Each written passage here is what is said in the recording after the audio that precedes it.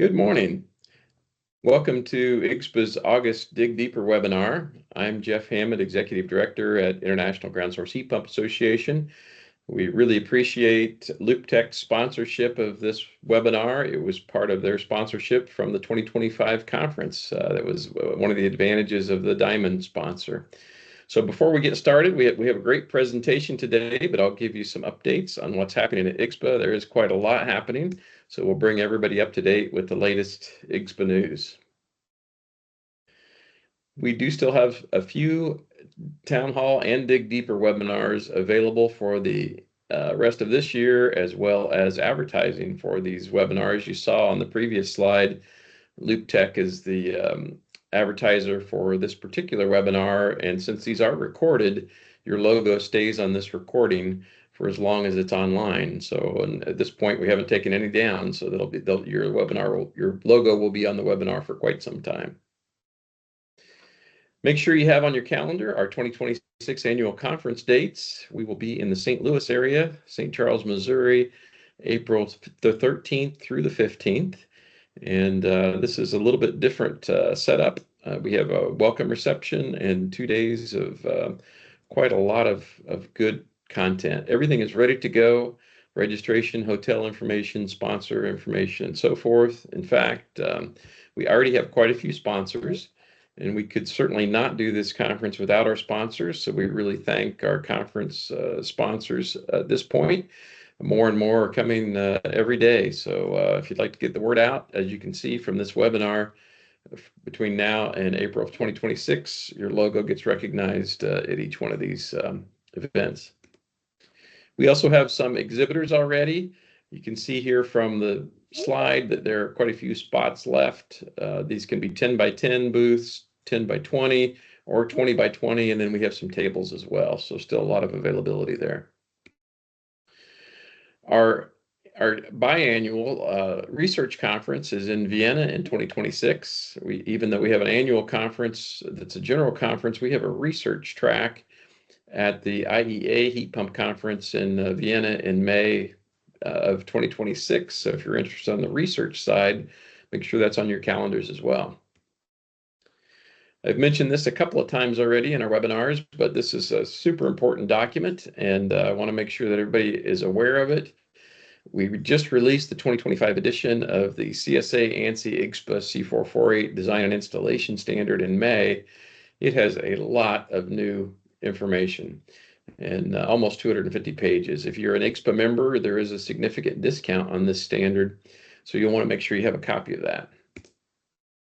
Our databases, we continue to build out. If you have projects that you would like showcased, please let us know. Also, we're always looking for licensing and CEU requirements in the various states and provinces. So as an IGSHPA member, you have the ability to make this database even more useful, and we'd appreciate your help on that.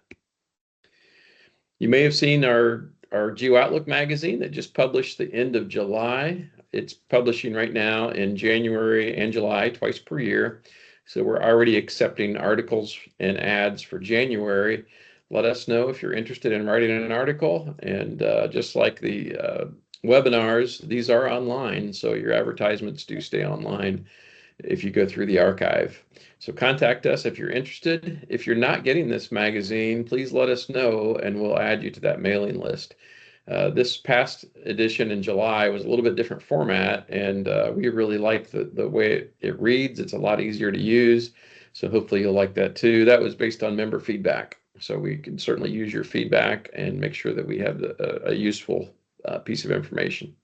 As far as CEUs for your certifications, if you'd like CEUs for this particular webinar, just make sure you include your name and your email address in chat.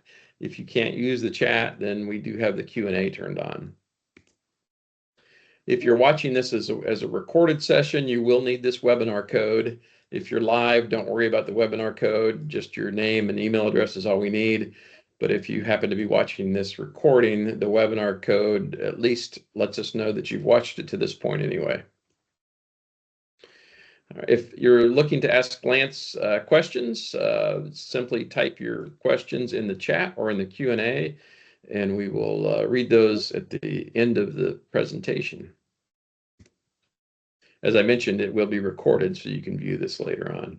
Just one other housekeeping note. Some people do have difficulty accessing chat because of their company's security settings. So you may get a pop-up like this. If you click OK, hopefully that will let you in the chat. If you still can't use chat, then use the Q&A over here. And if you can't use either of those, I will be watching for raised hands, and I can unmute your microphone if you can't get to chat or Q&A. Just makes it a little bit easier to use chat and Q&A, just so that we're not all speaking at the same time. So that's our preference, unless you're not able to access those. All right, and a quick disclaimer and potential conflict of interest message, and then we'll get ready to start our presentation. The upcoming presentation represents the opinion of the presenter and does not represent any official position, opinion, or endorsement of any products or services by IGSHPA or its members. IGSHPA Town Halls and Dig Deeper webinars are for member updates and education on the latest information in the geothermal heat pump industry and are not meant to endorse one technology or brand over another. It is the presenter's responsibility to disclose any conflict of interest or position that may arise in the content of the webinar. With that, it's my pleasure to introduce Lance MacNevin, and thanks again to LoopTech for sponsoring this webinar. Lance MacNevin is the Director of Engineering for the Building and Construction Division at the Plastics Pipe Institute, PPI. He has been in the plastic pipe industry since 1993, involved with applications such as hydronic heating and cooling, geothermal, plumbing, and fire protection systems. Lance earned his IGSHPA accreditation in 2008 and has been closely involved with the geothermal industry ever since, with a focus on piping materials used for ground loops, including codes and standards. He serves on technical committees within ASHRAE, ASPE, ASTM, AWWA, CSA, IATMO, ICC, IGSHPA, and RPA, and is a voting member of the CSA C448 Technical Committee and participates in IGSHPA Standards Committee. Thanks, Lance, for being willing to share your presentation. Certainly share your screen at any time, and we will move forward. All right. Well, thank you for having me, Jeff, and thanks for everybody for joining today. Going to try to keep this interesting. Am I sharing okay? Does this look fine? Yes, it looks great. Thank you, Lance. All right, perfect. All right, thanks so much for setting this up. Yeah, happy Friday, everybody. So today, as Jeff mentioned, we're going to be talking about using the PPI plastic pipe design calculator for ground source heat pump systems. This calculator does all kinds of different calculations, and it'll help you with things like pressure drop for your vertical boreholes, vertical heat exchangers, for headers and manifolds, and even large indoor piping, which can be, 8-inch, 10-inch, 12-inch piping and larger sometimes in these big commercial systems. So we're going to teach you how to use the calculator, provide some examples. This is what the calculator looks like when you start it off. It's called the PPI BCD Plastic Pipe Design Calculator, and our current edition is version 3.1. But before I actually open up the calculator, I'm going to give some background information.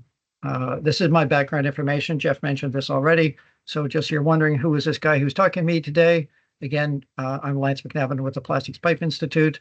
I've been with PPI for 10 years now. PPI is a member of IGSHPA. IGSHPA is a member of PPI. Our organization signed an MOU, Memorandum of Understanding, about 4 years ago now, to collaborate on all kinds of different technical developments. So we have a really close working relationship with Jeff Hammond and other members of the IGSHPA team. And within PPI, we'll see this in a second when we go to the website, we have 5 different divisions. The division that deals with pressure pipes used in plumbing and mechanical systems is called the Building and Construction Division. We probably should rename this as the Plumbing and Mechanical Division, but this is our name. So BCD is the acronym. And we focus, like I said, on pressure pipe materials, not drainage materials in this division. So the materials we focus on are the materials that are used for hot and cold water plumbing, fire protection, water service line, hydronic heating and cooling, snow melting, and obviously ground source geothermal piping. So that picture at the bottom here is kind of a family picture of the different piping materials that we represent. So for the calculator, we call it the Plastic Pressure Pipe Design Calculator. And this was actually launched 10 years ago in July 2015. In the beginning, it was launched with just the pipes and just the calculations used for standard hydronic and plumbing design. Um, and then it's grown over the years. We've added a lot of new features and new piping materials and new calculations to it. And it's used about 2,000 times a month. The last time I checked through Google Analytics, it gives you an idea of how many sessions a month people have used the calculator. So it gets used about 2,000 times a month, primarily from people in Canada and the US, but a little bit of international usage as well. So it continues to be updated. Some years we just do minor updates and cleanups. Other years we do fairly major updates. And as we go through the presentation today, if anybody sees something in here that's not good or not right or missing or incomplete, and you would like to add something else, or just your idea is, add a new function to it, feel free to reach out to me after the presentation today, because the calculator is for you. And then this is the logo for the calculator, and the actual URL to get there is simply plasticpipecalculator.com. I can't believe we got that URL, but we've had it for more than 10 years now, so that's how to get there. So like I said, it launched in 2015, and several years ago, we started doing some major updates. So it was actually in March of 2021 where we added all the high-density polyethylene piping materials. Before that, HDPE wasn't part of the calculator. And there's a lot of different high-density polyethylene pipe materials. There's several different ASTM standards and a CSA standard for PE pipes and different sizing schemes, whether it's IPS sizes or tubing sizes. And there's even one ASTM standard called F3123, which is actually all metric dimension pipes, like they would use in the rest of the world, a 32 millimeter or a 50 millimeter pipe. So all of those pipes have been added to the calculator. And at the same time, we added a lot of PPR and PPRCT pipes into the calculator as well. And it says here that dimensions are taken from the standard. So I will show you what that means in a few minutes. In December of 2021, we made version 2.1, which was basically the addition of methanol.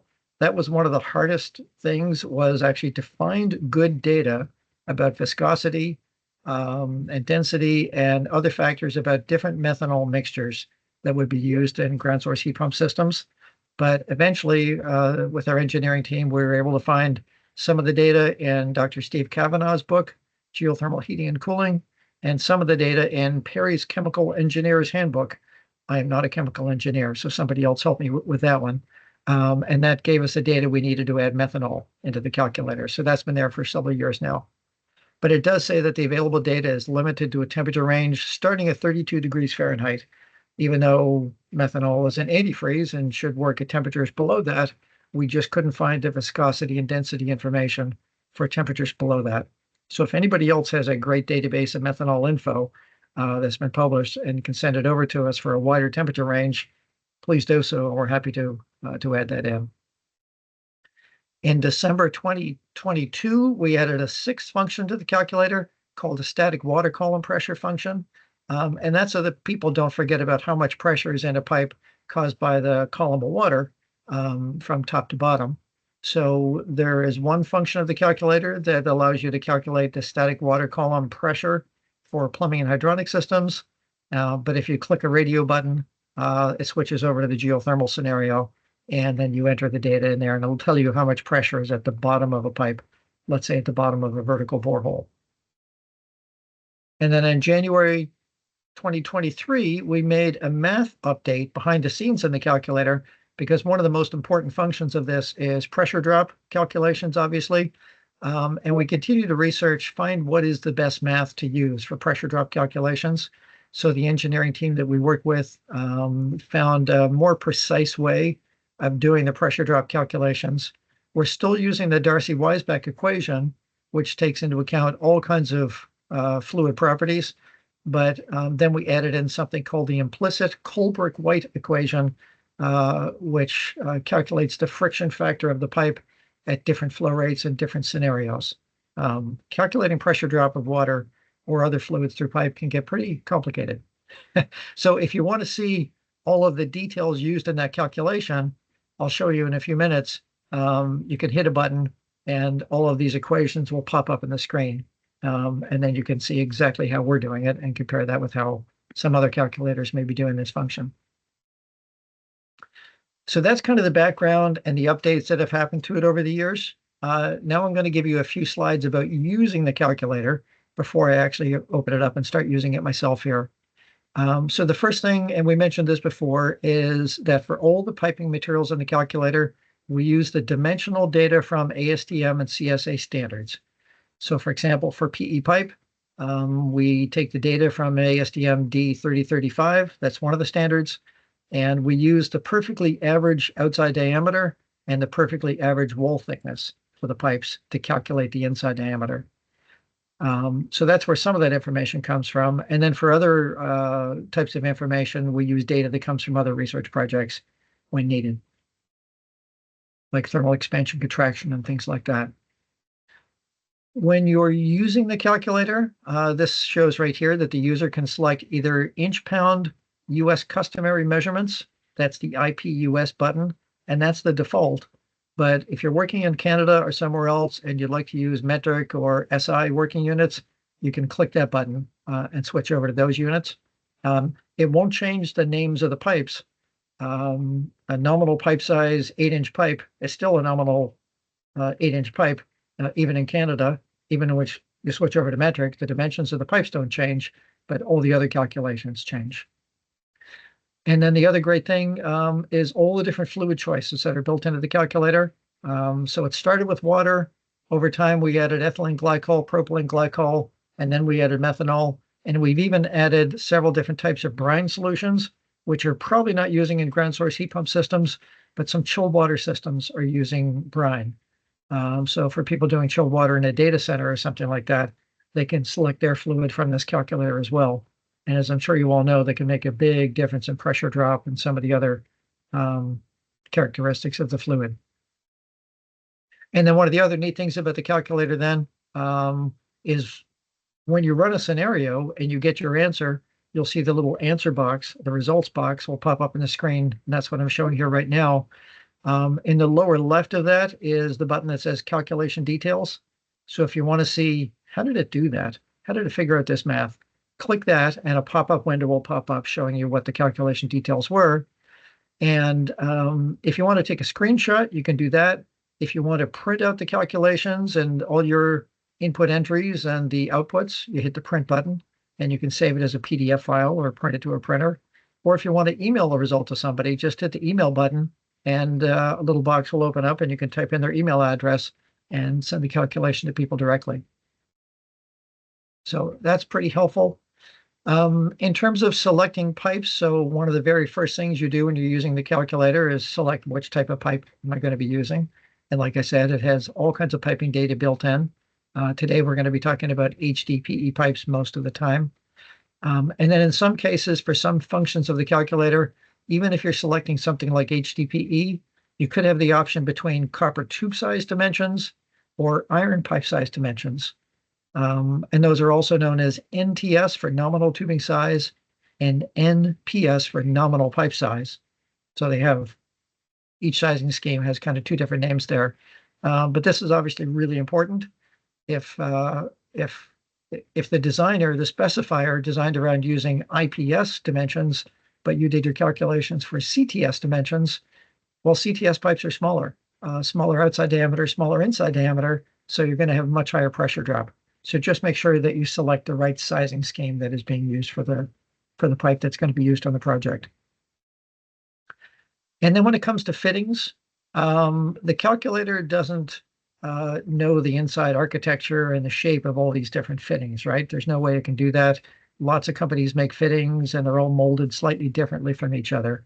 So you can add pressure drop from fittings into the calculator to give you a total answer that includes the pressure drop of a piping length and the fittings, but it doesn't know what the pressure drop through the fittings is itself. So there's a part of the calculator pressure drop function where you type in this example here. I've typed in that I've got 10 couplings, and each coupling is equivalent to 1 foot of pipe length, which is a fairly common number to use. I've typed in that I've got 4 90-degree elbows, and each 90-degree elbow is equivalent to 23 feet of pipe length. So 4 times 63 equals 252 feet total. I've got 0 run reducing T's, but I've also entered in, I have 2 branch reducing T's, and a branch reducing T is equivalent to 62 feet of pipe length. So if you enter this data in manually into the calculator, then it'll basically, if you started with 200 feet of pipe, it'll add all these other equivalent pipe lengths of pipe to the total length of pipe when it does the pressure drop calculation. So I'll show that in a minute. These numbers, 1 and 63 and 62, some of you might be wondering, where did I get those numbers for the equivalent pipe length for these fittings? In some cases, you can get the data from fitting manufacturers, so that would obviously be the best answer. If you're using fittings that came from a company like George Fisher, and they know exactly what the equivalent footage length is for the pressure drop through their exact fittings that you're using, then just use their data. That's the first step. If you don't have that available, in Dr. Kavanaugh and Kevin Rafferty's book, Geothermal Heating and Cooling, there is a table in there, table 6.11, that actually shows equivalent lengths of different types of HDPE pipe fittings. And some of them are socket fusion joints and some of them are butt fusion joints. So that's where I got those numbers that I used in my little example there today, was out of that handbook. And then there's also, you've probably all heard of the PPI Handbook of Polyethylene Pipe. This was first written decades ago. In the second edition of this book, on chapter 6, and this is a free download from our website. You can download it chapter by chapter if you want. In chapter 6 on page 174, it actually shows an equation for how you calculate the effective length of pressure drop through a fitting. And the equation is you use the K prime factor from table 2.2, which is shown on the screen, and then multiply that times the pipe bore diameter, which is the inside diameter of the pipe measured in feet. And then if you multiply those two numbers by each other, then you'll get the equivalent pressure drop, equivalent length of pipe for the pressure drop through a given fitting. So that's where the background for some of that information comes from. Now, to get into the calculator itself, then, I've talked about different functions before. These, on the image you see here, these 6 blue buttons on the left, each one of those buttons is a different function or a different calculation type. So we've got pressure drop or head loss. It's the same calculation, but different units of measure. It'll do hydraulic shock calculations, which is important in plumbing design, not in ground source heat pump systems. Pipe weight and volume, that can be really important to know how much volume is going to be in all that piping out there in the ground. Because that tells you how much fluid's required and how much antifreeze mixture is required if you're using that. It's got a thermal expansion function, which isn't really important for polyethylene pipes buried in the ground because once they're buried, they're essentially locked in. They may try to move back and forth a little bit, but the ground restrains them. But if you've got piping inside a building, hanging on hangers or sitting on racks, it's not restrained and it'll definitely move, and it's important to know that. And in a lot of cases, we accommodate that thermal expansion inside buildings with expansion arms and loops. So the calculator will show us how to do those designs. And then the 6th function that I mentioned is the static water column pressure function, that basically tells you the internal pressure in a pipe based on the depth and the type of fluid inside. And if you're into videos, well, you're watching this today, but if you didn't see this today, there's actually a video for each of those functions on the calculator itself. So when you're looking at a function, you can actually click the little video below, and in about 2 or 3 minutes, it'll actually tell you how to use that function. But I'm going to show you that today anyway. So of those 6 functions, let's say 5 of them are related to ground source heat pump systems, scratching out the hydraulic shock one. So what I'm going to do now to demonstrate this is I'm going to go to the PPI website, which is where the calculator is hosted. And I'm going to show you how to get to the calculator from our website. And then I've written up 10 different scenarios, 10 different examples of actual problem calculations that we're going to do here. And I'll kind of state the data I'm going to be adding as I add it, and then show you how I enter the data and get our results.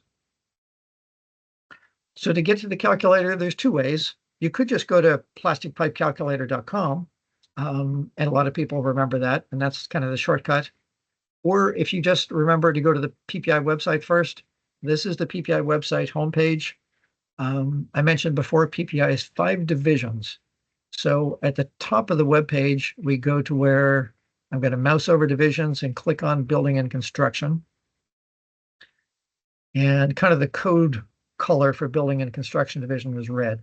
Every division of PPI kind of has its color. And this is the BCD homepage. We got quite a bit of information here, and then lots and lots of links to get to various things. But on the far right, you see a button for the BCD calculator. So I'm just going to click that button for the BCD calculator. And then it opens up a web page with lots of text. And it actually tells you about the calculator, how to use it, provides some information about fittings, like I talked about a minute ago. And then down below that, it kind of tells you version by version all the different updates that we've made over the years. And then we've got the 7 different instruction videos down below that. So for the first time you go to the calculator, it's probably good to go to this page first to read more about it. But then to get to the actual calculator itself, you can just click on the icon on the right, the big red button, and then that opens up the calculator directly. And as you can see, now we're at plasticpipecalculator.com. And the current version is version 3.1. And we'll be coming up with another version later this year with some composite pipes being added to the calculator, like PEX aluminum PEX and PERT aluminum PERT. Those pipes are still used in some radiant heating applications, and we just haven't added them into the calculator yet, so they'll get added later this year. Here are the 6 function buttons on the left, these blue buttons. Here's one of the little videos right down below there. And as we keep scrolling down, we can just read a little more about plastic piping. So the first thing I'm going to do in my 10 different examples that I'm going to walk through, the first one is a pressure drop example. So I'm going to click on the blue pressure drop button. And because it's my first time using this today, I have to read the legal disclaimer. And as long as I agree with this, then I can hit agree. And that lets me in. Okay, so here we go. This is the pressure drop head loss calculation function. Zoomed in here to make it as large as possible.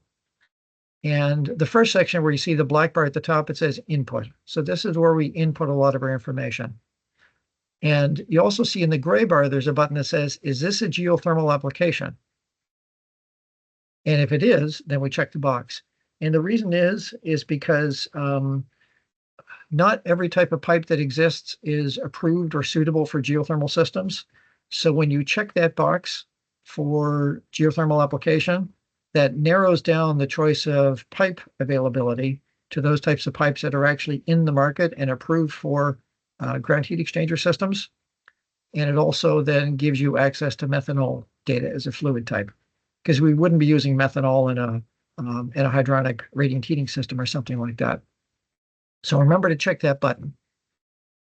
Next step, select my pipe or tubing material. And as you see, there's lots of them. Most of the examples today, I'm going to use HDPE of the type called PE4710. And we've done other presentations before on what PE4710 means, so I'm not going to get into that today. The next drop-down box is for the sizing type, and that means, is this a metric pipe made to an ASTM standard?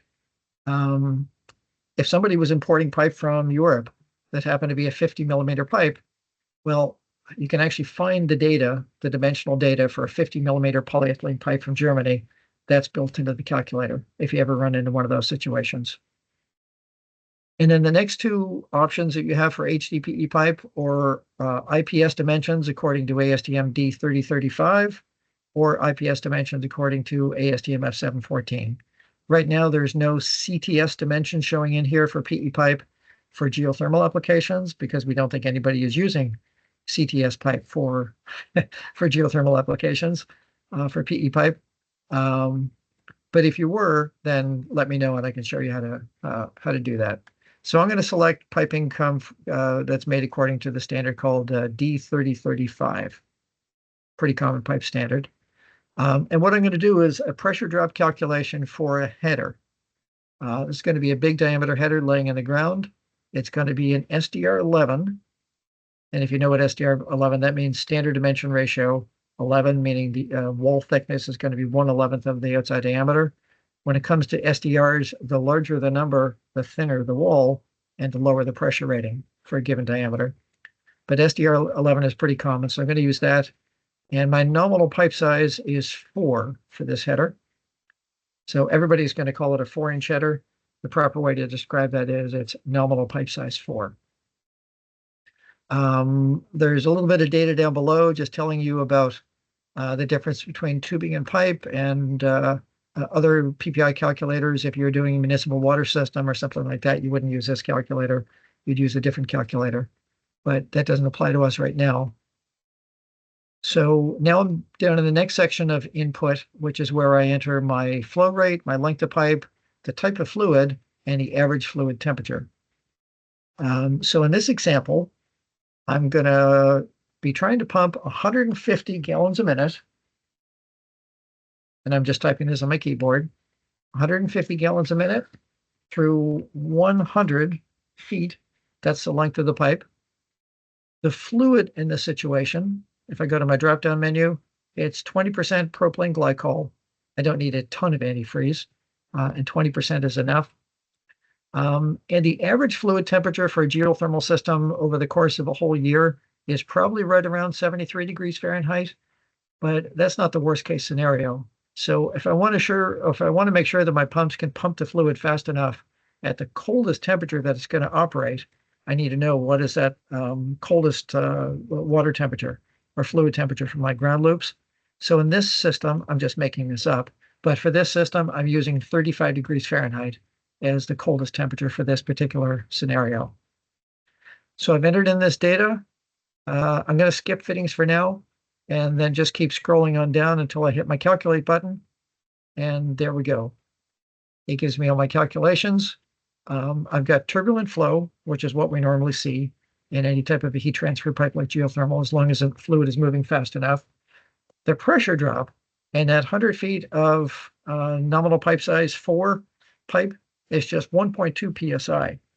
Now that doesn't take into account, obviously, the pressure drop through all kinds of other parts of the system, but that's 1.12 psi through that 100-foot length of pipe.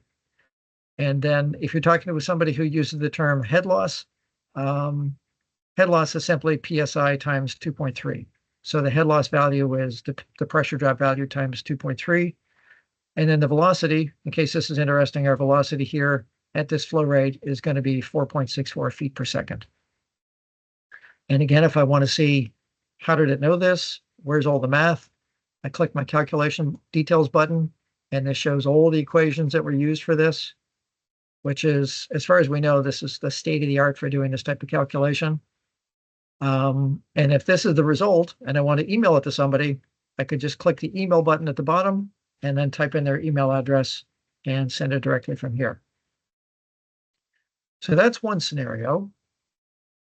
And we can open up for Q&A in the end. Let me show you a different scenario that is still related to a ground source heat pump system, but now we're going to do pressure drop through a vertical borehole, a vertical ground heat exchanger. So I'm going to start at the top, check my button again for geothermal application. It's still going to be PE 4710. That's our latest state-of-the-art material. It's going to be IPS pipe that we're going to be using for our vertical borehole ground loop. It's going to be SDR11 because that's what most people are using, and it's nominal pipe size 1.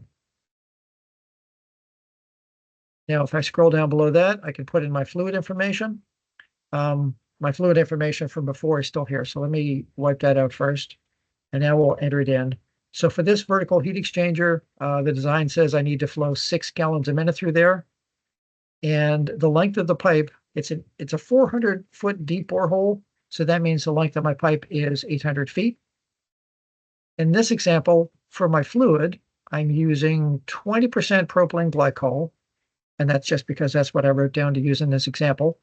So that's what I'm selecting here. And in this case, the lowest fluid temperature is, according to the design that somebody is using, is 28 degrees. So if it's going to get that cold, I should use that temperature as a worst case scenario, because that's where it's going to give me the worst viscosity and the highest density. And then for a vertical heat exchanger, the whole so-called U-bend pipe that goes down and back, we call that a U-bend assembly now. But at the bottom of the two pipes is an actual U-bend fitting, and there is going to be some pressure drop in that U-bend fitting. So I can manually type that in down here. And according to the table for U-bend fittings in Dr. Kavanaugh's textbook, it says to use 6.4 equivalent feet length for a U-bend of this diameter. So I've entered that in manually, and I hit calculate. And again, here's my data. It's going to show me my flow regime is still turbulent, which is good. I've got a pressure drop of 12.2 psi through that vertical heat exchanger, and the velocity is 2.2 feet per second.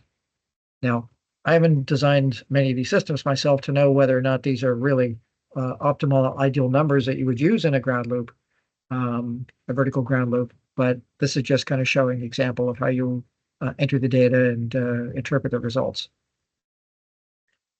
All right, next example I'm going to do is the same setup, but let's say we're using a different fluid, and we can change it. So without changing anything else, I'm going to go from 20% propylene glycol to 10% ethylene glycol. And again, I could just go back up to that menu and select a different fluid from there. Again, my U-bend, I have to type in the 6.4 equivalent foot length there and hit my calculate button again. And now our pressure drop is 9.88 psi. So it was 12.2 psi a minute ago with 20% polypropylene, but for some reason, we've decided we could reduce it down to 10% ethanol. So now our pressure drop has actually gone down a little bit from 12.2 to 9.88 psi. So you can use the calculator to do all kinds of iterations in terms of what fluid should I use, what mixtures, flow rates, things like that, right? Now, by the way, at the beginning of the intro, Jeff mentioned the new version of CSA C448 is out. And if you've looked at that already, you've probably seen the table in there related to piping and the minimum pipe thickness that's required for different pipes, whether it's vertical or horizontal. And the new version of C448 actually allows SDR 13.5 pipe, a slightly thinner wall pipe, as long as you're using PE 4710 for vertical ground heat exchanger. Why would I want to use a thinner wall pipe? Well, obviously there's less material, so it's less expensive. There's also less thermal resistance, and it's going to be more flexible, easier to uncoil potentially. So I'm going to use the same scenario we had a minute ago, but switching over from SDR11 to SDR 13.5 pipe. It was nominal pipe size 1 a minute ago. It's still the same, 6 GPM, 800 feet long, 10% ethylene glycol, 28-degree fluid temperature. I'm going to go back and manually type in my 6.4 equivalent foot length for the U-bend at the bottom of that vertical borehole. And then when I hit my calculate button here, we can see the pressure drop has dropped from about 8.8 psi to 8.08 psi. So honestly, not a big difference. In our previous example, when we were using SDR11, yeah, I think it was about 8.8 psi. And now because we're using a slightly thinner wall pipe, now it's dropped down to 8.08 psi. So that's not obviously super significant, but again, you can use this calculator to compare those iterations. So those are my examples for piping outdoors. Now I'm going to do an indoor piping example. So I hit the blue button for pressure head drop one more time, just to reset everything. And I'm going to do an indoor piping example using HDPE pipe as, let's say, in a big mechanical room where we've got 8-inch diameter pipe, SDR11. That's going to have some couplings and elbows and a T in the whole indoor piping to connect to all the other mechanical equipment in the mechanical room. So I'm going to kind of do a pressure drop calculation through a whole big length of pipe and a bunch of fittings and things like that for indoor piping. And by the way, I know if you're living in a place that uses the International Mechanical Code, the IMC, so far you're not allowed to use HDPE piping for indoor piping in a mechanical room, according to that code, if it's strictly enforced. but we were successful last year. We submitted a code change proposal to allow the use of HDPE piping for indoor piping, and that was approved. So in the 2027 version of the International Mechanical Code, HDPE piping is going to be included in the table of approved indoor piping materials. So hopefully that helps in some cases. So for this example, it's still geothermal. I'm going to be using HDPE PE4710 again. In this case, I'm going to select ASTM F714 as my standard that the pipe is made to. It's going to be SDR11 pipe that I'm using for my indoor piping. And this is a big system. So it's NPS 8, basically 8-inch diameter pipe is going to be running through this mechanical room. Now, not every pipe is going to be 8-inch, but for the 8-inch pipe in this mechanical room, this is the pressure drop calculation I'm going to use. So that's what I've entered at the top. As I scroll down here, this is a big system, and there's 400 gallons a minute of flow going through this system. This is a total of 250 feet of pipe, and there's going to be some fittings in this pipe. And this system is also using, let's say, 10% methanol. And again, my coldest temperature at the end of February, probably, let's say my coldest fluid temperature is 32 degrees Fahrenheit. So that's the data I've been put up here. Now down below here, I've got couplings. In this big piping loop, I've got 8 couplings. So I type in the number 8, and each coupling is equivalent to 1 foot of pipe length, according to Dr. Kavanaugh's book. I've got 8 90-degree elbows. So I type in 8 there. Each one of those elbows is equivalent to 63 feet of pipe length. And I've got 8 branch reducing T's. I guess I like the number 8 today. And each one of those is equivalent to 62 feet of pipe length. So I enter all of that. This is just for my indoor piping. You see the results there. And then when I hit the calculate button, we can see for this particular loop, and you kind of imagine 250 feet of 8-inch SDR11 pipe with all those fittings in it, making some turns and everything else, moving its way through the mechanical room. The pressure drop in this is only 3.1 psi, and our velocity is 3.37 feet per second. Now, maybe these are unrealistic numbers. If my pressure drop is at low, maybe I could actually drop down to 8-inch diameter. Or sorry, down to a 6-inch diameter pipe, or I should say nominal pipe size 6. So I could go back up to the top, put in NPS 6. I'd have to redo my couplings with new numbers here. I'm going to assume for now that the numbers I used before are still the same, with the same number of couplings and elbows and T's. And then, so now if I've downsized from 8-inch pipe to 6-inch pipe, now my pressure drop goes up to 11.1 psi for that piping loop.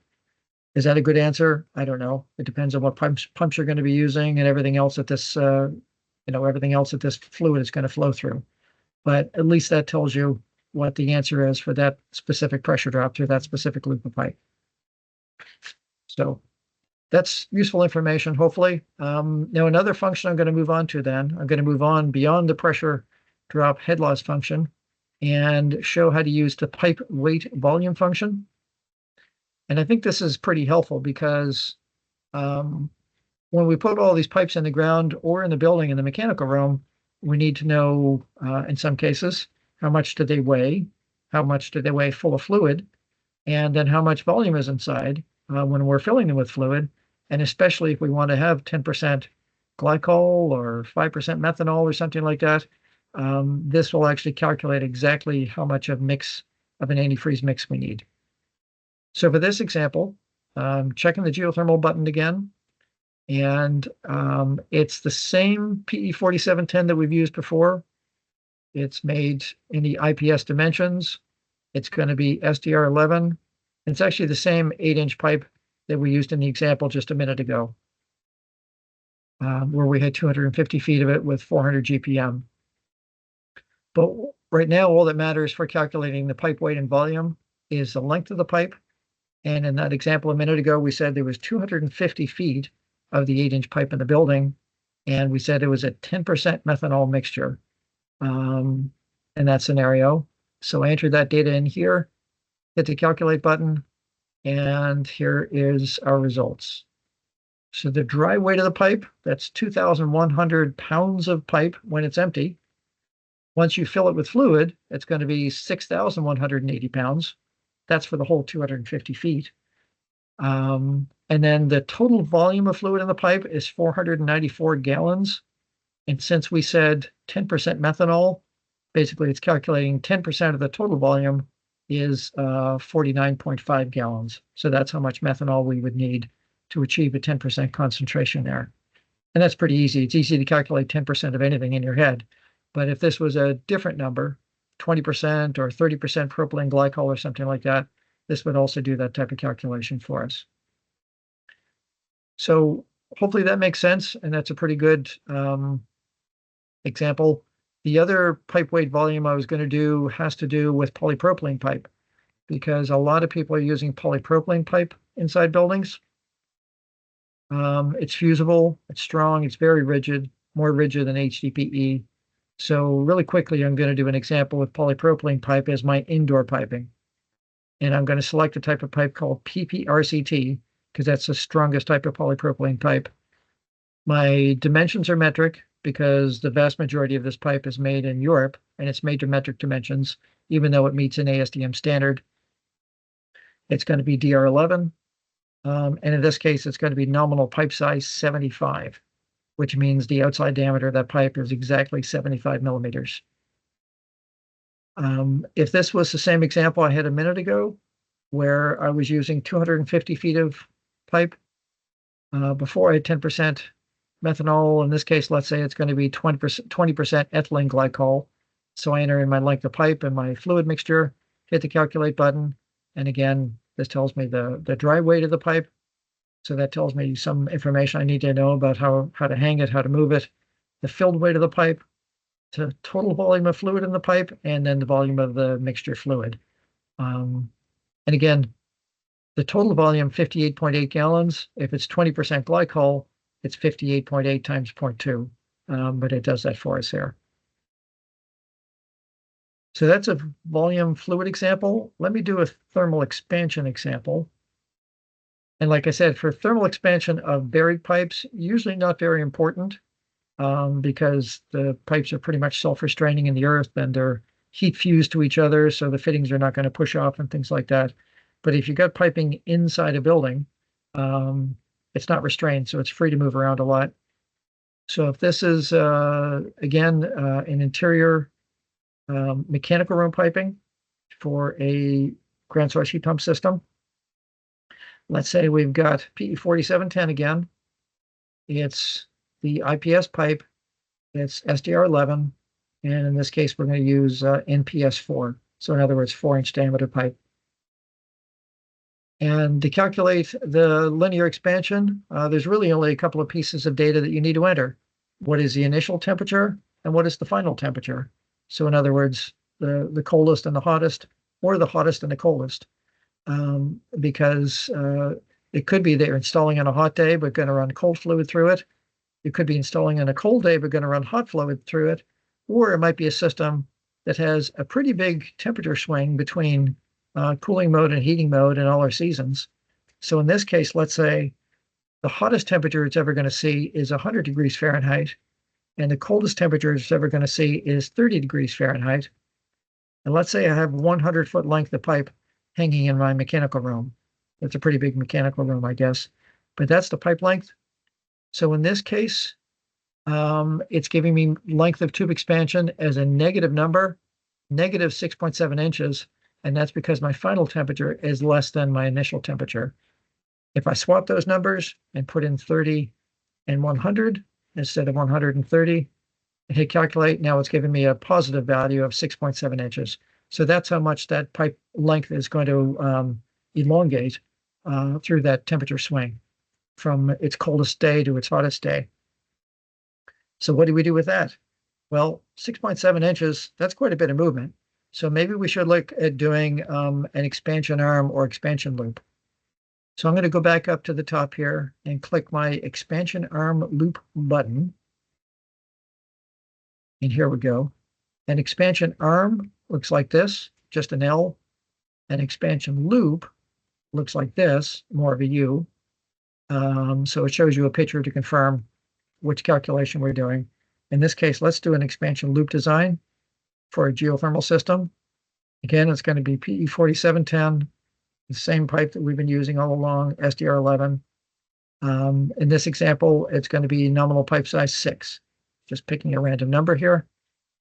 If we were all in a room together, I would just ask out to the audience and say, give me a scenario, but that doesn't work so well for a webinar. So I'm just making up scenarios myself. And in this case, let's say the length of this pipe between two fixed points is 50 feet. And what I have to do is I have to type in my temperature change. So a minute ago, we had 100 degrees as the hottest and 30 degrees as the coldest. So that means it'll be a 70-degree Fahrenheit temperature change. So if I hit calculate for that, what it's actually telling me, it's giving me 3 different lengths here. It says the expansion length is 3.4 inches, and that's because I typed in 50-foot length in the length of the pipe here. And then it gives me a length 1 L1 value at 13.3 inches and an L2 value at 26.7 inches. Basically, if I go back up to the top, the schematic for the actual U-bend, you see where it says the total L and L1 and L2. It's very fine print here, but hopefully you can read that. So that's basically telling us the length that we need to have between those 4 elbows to build an expansion loop that will perfectly accommodate this amount of expected expansion in this pipe based on this wide temperature range. So pretty straightforward example, not much else to say about that one. The one final and 10th function I'll show you, and then I'll be done a couple of minutes early and we can take questions. And this has to do with static water column pressure. So when we open this one up, it goes automatically to geothermal. And here's our illustration of what we're talking about. We've got our supply and return headers buried in the top, and then our pipe dropping vertically through a vertical borehole heat exchanger. And then as we go down below, honestly, the piping material doesn't really matter for this one at this point, because at this moment, it doesn't actually know what the pressure rating of the pipe is, so I can type in just about anything from my pipe tube selection. All that really matters for this calculation right now is the design of the actual pipe depth. So the first question is pressure surface. So surface pressure, that would be the pressure in the headers, for example. So there's going to be some pressure. Let's say the system is running at a static 20 psi at header level. And if our borehole is 400 feet deep, and I'm using that because that's what we used before when we were doing the pressure drop through the 800 length of pipe. And if my fluid is, let's say, 20% glycol, and really the temperature that matters is the temperature that I'm going to be installing this pipe, I think. Because after you install the pipe, it's going to be backfilled with grout, and that's going to offset the internal pressure. So let's say it's a nice summer day and it's 73 degrees outside. I can hit the calculate button here and come up with what that internal water pressure is going to be. 196.6 psi. Now, is that okay? It depends on the pipe and what the pressure rating of the pipe is at that given temperature. So I'm going to go back to my slide deck for a few minutes. I have a couple more slides here of just some other PPI resources in terms of where I find pressure ratings for pipe and things like that. And I'm almost done, Jeff. Some of you have probably heard before that PPI has some decent resources on our website for the ground source heat pump industry. 2 of the most important documents we have are these 2 right here. One is called PPI TN55, which is all about plastic piping for ground source heat pumps. And the other one is PPI MS7, which is a model specification for ground source heat pump systems. In TN55, there is a table that actually shows you the pressure drop, or sorry, the pressure ratings for different types of PE pipes. So for PE 4710, SDR11, the pressure rating at 73 degrees is actually 200 psi. So that's just a smidgen above 196 psi that static water column pressure example told us we would experience there. So that pipe will be okay. There is a pretty big design factor and safety factor built into these pipes. It's not going to burst at 201 psi. So we've got that. There's some other PPI resources on our website. I'm not going to spend much time on this, But if you go back to the BCD homepage, you'll see that each material that we represent has its own material page. So you could just click on the blue text for HDPE, and then you would see the web page all about HDPE pipe, which has a lot of good content in it, including links to all the standards that we talk about, because we talk about standards a lot here. And then it also has a section that shows PPI members with HDPE geothermal piping systems. So we've got 6 different PPI member companies that make and supply geothermal piping systems. And then we have a separate webpage all about geothermal ground loops that has a lot of information. It talks about the sustainability benefits of these systems. We've got links to case studies, industry associations, industry codes, research reports. When we see great stories about geothermal in the media, we add those links to this page. And then we have some links to some of the big campus projects that are underway, like Princeton and Smith College and things like that. And then even some of our industry energy calculation tools are at the bottom of that page. So a lot of content on that one page. Hopefully it's helpful. And that brings me to the end, Jeff, just in the nick of time. With the very last slide here, we just have a few links and my email address is here. I can stay and do some Q&A, but if anybody has any questions for me, feel free to reach out to me directly. Thank you so much, Lance. As always, great presentation, and it's really nice to see PPI's investment in the industry. These tools are just so helpful. I really appreciate it. We do have some questions. I know we have about 2 minutes. Are you okay to stay over just a few minutes after our 11:30 Central Time? Absolutely. Yep. Okay, great. Our first question comes from Christos. When we calculate the expansion tank, are we to take the buried pipe as a fixed number? I think when you were talking about restraint, pipe restraint, maybe that's when that came up. Yeah, that's a really good question. So the thermal expansion that a calculator does is the longitudinal expansion of the pipe itself. It doesn't actually calculate the diameter expansion of the pipe. And I know that's a big deal in geothermal systems because of the wide temperature ranges that these pipes go through, where sometimes the pressures go way up and sometimes the pressures go down. But right now it doesn't calculate that. But that's a good suggestion for a new function if we can get all the right data for doing the volume expansion. So I'm going to make a note of that and talk with our team and see if that's something we can add to the calculator. Great. Thank you, Lance. Jackie has a comment and some questions here. She says she would appreciate the ability to type in the specific antifreeze percentage in the calculator rather than the pre-populated drop-down percentages. She needs typically 22.5% for propylene glycol and 12.5% for methanol. So it would be helpful if that was available. Is that something that's in the works? No, because the data that was available to us was based on those steps, 10, 20, 30. For accessing the data about density and viscosity, the tables that we found anyway typically don't give you like each individual percentage. There might be a way that we could do an iterative, like iterate between 10 and 20 so that somebody could type in 15 or 16 or something like that.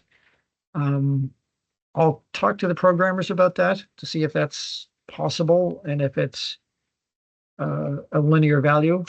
Okay. That would only work if the actual values between two of the points we know about is actually linear. So it may be a bit of a math and data challenge, but I'll look into it. You. Yeah, and I found that with methanol, that's really difficult data to come by. It looks like Josh just added to the chat some charts here, so we can take a look at those later. Kern has a question. Does the pressure drop of fittings in Dr. Kavanaugh's book factor the antifreeze, or does the PPI calculator adjust for it based on the antifreeze percentage? So the latter. So the pressure drop through the fittings gets you to the equivalent length of pipe. So if the table in Dr. Kavanaugh's book says the equivalent length of pipe is for the fitting is equivalent to 40 feet of pipe, then no matter what fluid inside, you're just pretending it's an extra 40-foot length of pipe. So that should be a valid calculation the way we were doing it here today for those different fittings. Great, thank you. And Josh just reaffirmed the curves that he put in chat are from Dr. Kavanaugh's pipe calculator. So it's always good to have experts on the call. All right, so we have a question from Victor. Which references or calculators would you recommend for evaluating fill depth and type relative to surface loading above ground heat exchanger HDPE piping? I don't think that's really a calculator question. I think that's your expertise recommendation. Can you say it again? Yes, which references calculators would you recommend for evaluating fill depth and type relative to surface loading above ground heat exchanger HDPE piping? Okay, so I think this is about pipes and trenches probably. Sounds And like has to it. do, yeah, when we talk about surface loading. So I don't know that this exists as a calculator, but in the PPI handbook of polyethylene pipe, there's a lot of information in there about which is sometimes called H20 loading or HS20 loading. In other words, how much backfill you need around a plastic pipe to protect it against trucks, heavy trucks driving on top of it, like if the pipe is passing under a roadway or even a railroad track, things like that. So Okay. if he can reach out to me directly, I can direct him to the part of the PPI handbook that includes those calculations. Okay, very good. And your contact information is on the slide, so that's helpful. Yep. Victor also asked, which reference was used for propylene glycol properties? Good question. I don't know if I remember it anymore. We did research it for sure, and it might have been an ASHRAE handbook, but I'll have to go back and look that up. Okay. That was like 4 or 5 years ago that we found that data, so I have to go back and find. But I'll find that out if Victor can email me and include that question. Very good. All right. Kevin asks, on the downhole pressure rating example, did you mention that once the grout was installed, the pressure didn't matter? If so, if the borehole already has some fluid in the bottom, should that be used to offset the depth and the bottom pressure rating? Yeah, that has to do with the static water column pressure topic. It's a long question. It's a long answer. I think the best way to answer that, not to be disrespectful at all, but inside CSAC 448, there's a pretty good section in there about calculating I think about protecting the pipe against excessive internal pressures.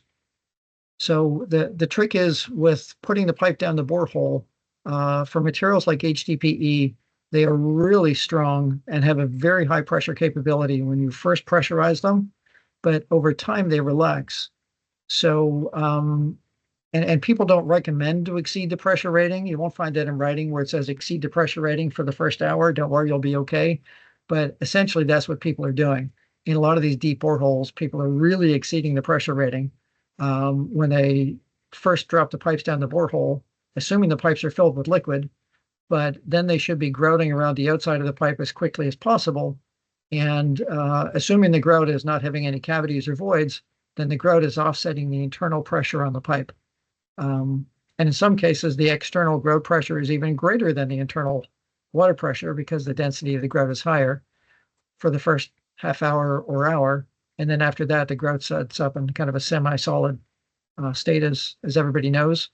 But it essentially supports the pipe from the outside. So it's a tricky discussion. We can discuss that more offline if I didn't address it with that response. All right. Thank you, Lance. Well, let's take one more question, and then we need to be respectful of everybody's time. I appreciate you staying over, Lance. Victor asks, which references would you recommend for evaluating vertical U-bend failure, especially as you move toward higher SDR, such as what you mentioned with 13.5? For evaluating pipe failures, that's probably a better question for somebody like Terry Proffer. Personally, I haven't been involved with a lot of pipe failures from the ground source heat pump industry. I know sometimes it does happen, and there are things that can go wrong, whether it's deep gouging in a pipe that got gouged by a piece of steel casing on the way down the hole, or a very sharp rock down the hole, or something like that. But somebody like Terry Proffer, who's been in the field for decades and is probably the number one troubleshooter out there. I would refer that question to Terry, if that's okay. Sure. Okay. Very good. All right. Well, thank you again, Lance, for your time. And we appreciate PPI's support. As always, great webinar. This is recorded and will be online in the next couple of days, and you'll be able to download this or watch it rather on YouTube and then review all this presentation. So have a great rest of the day and a nice weekend. And thank you for joining our Dig Deeper webinar for August. Have a great day. See ya. Thank you, Jeff.